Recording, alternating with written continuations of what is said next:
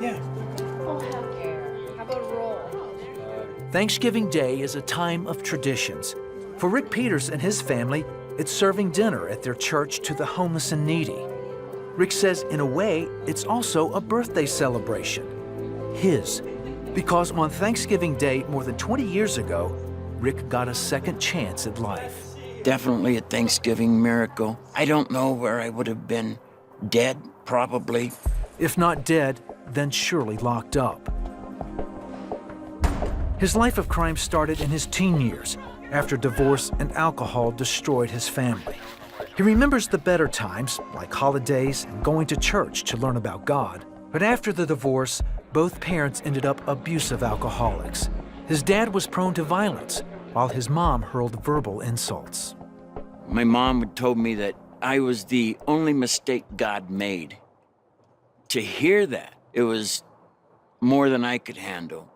I wanted nothing to do with church or with anything about God. Or with his family. Rick left home. On the streets, he found a way to vent his anger and make a living. Supplying the drugs was a very easy way to do it. Cocaine, meth, everybody wanted it. It was just a way of living. I mean, you have to do something to survive. And for years, he did. He spent many nights in jail for dealing and using drugs, getting into fights and drinking. I'd get out, and within just a few hours, I'd be arrested again. Then he met Terry, someone who believed in him. They married and had a daughter.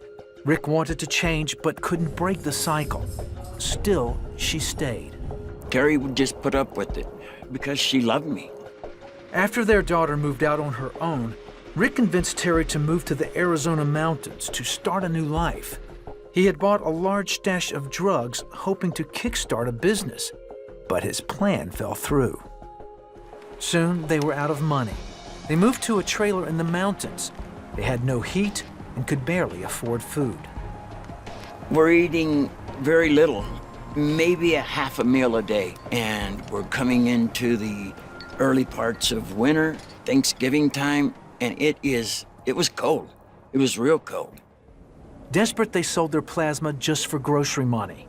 Then Terry became anemic and couldn't give. We finally hit a point of being at the very bottom.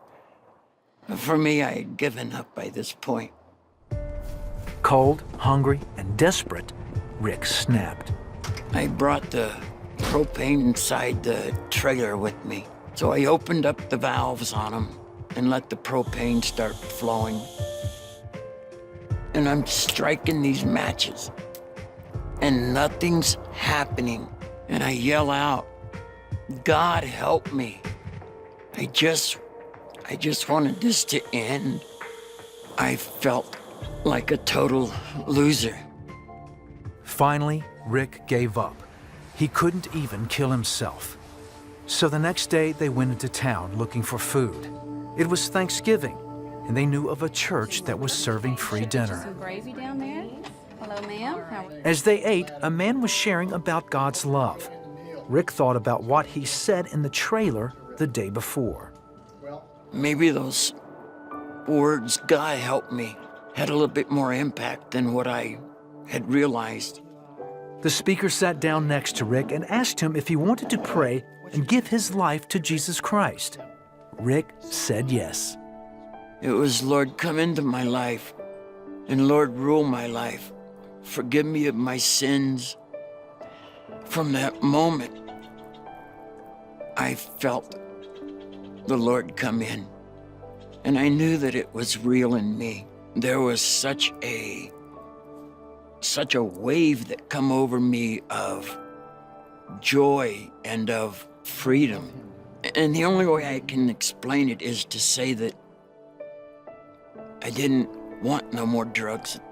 All these years of hiding all this anger that I had toward God, all of this anger was gone. There's no anger. And all I could feel was the love of God that was flooding into me. Terry also gave her heart to Christ that day. When we walked out, God started changing everything in our lives. I was given a whole new life. The day that I asked Christ to come into my heart, that day, Thanksgiving. With God's help, they started putting their lives back together.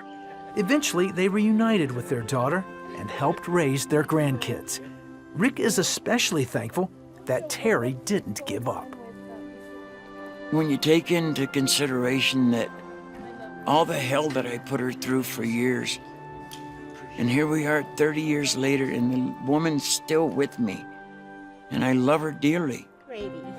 And now on Thanksgiving, they share God's love with others in need in the very church where they found new life in Christ. Man, look at that. That's great. God gave me back my life, and when he did that, he's never let go of me, and I'll never let go of him.